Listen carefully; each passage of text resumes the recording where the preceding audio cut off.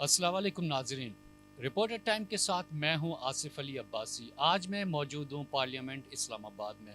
जैसा कि आपको पता है कि पूरे पाकिस्तान में इलेक्शंस की अफवाहें चल रही हैं। इलेक्शन और सियासी मैदान गर्मा गर्म है। पंजाब की असम्बली को तहलील कर दिया गया है। परवेज़ इलाही ने अपने जो चार्ज है अपनी चीफ मिनिस्ट्री का, उसके लिए भी 3 नाम नामज़द कर दिए गए हैं।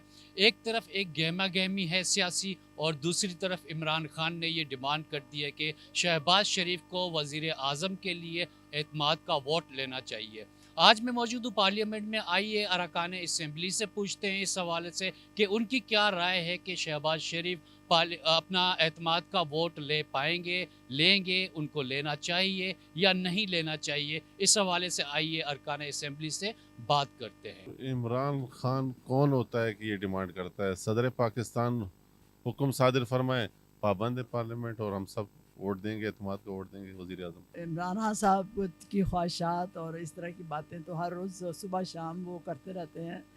लेकिन कोई बात नहीं, हमें कोई फ़िक्र नहीं है। हमारे असम्बली में बिल्कुल वज़ीर आज़म शहबाज शरीफ के नंबर्स पूरे हैं और हम बड़े पूरे तमाद हैं और इंशाअल्लाह कामयाबी होगी। सारी की जमातें हमारे साथ हैं, पीडीएम की सारी जमातें इंक्लूड एमक्यूएम। इनको बड़ा शौक़ था कि एमक्यूएम शायद इनके साथ लग जाएगी, तो कोई ऐसी बात नहीं है। सब पार्टियों को इमरान खान की असलियत और उसके जो शौक़ है और जिस तरह वो मुल्क के साथ खिलवाड़ कर रहा है, सारे मुल्की अदारों को, मुल्की अवाम को और जो पार्टी हैं, पॉलिटिकल पार्टी, सबको पता चल गया उसकी ख्वाहिशात का। और उसका जो महवर है सिर्फ एक ही तरफ है कि वो वज़ीर आज़म बने। कौन टच में है और कौन आउट ऑफ टच में है, ये दोनों वक्त बताएगा।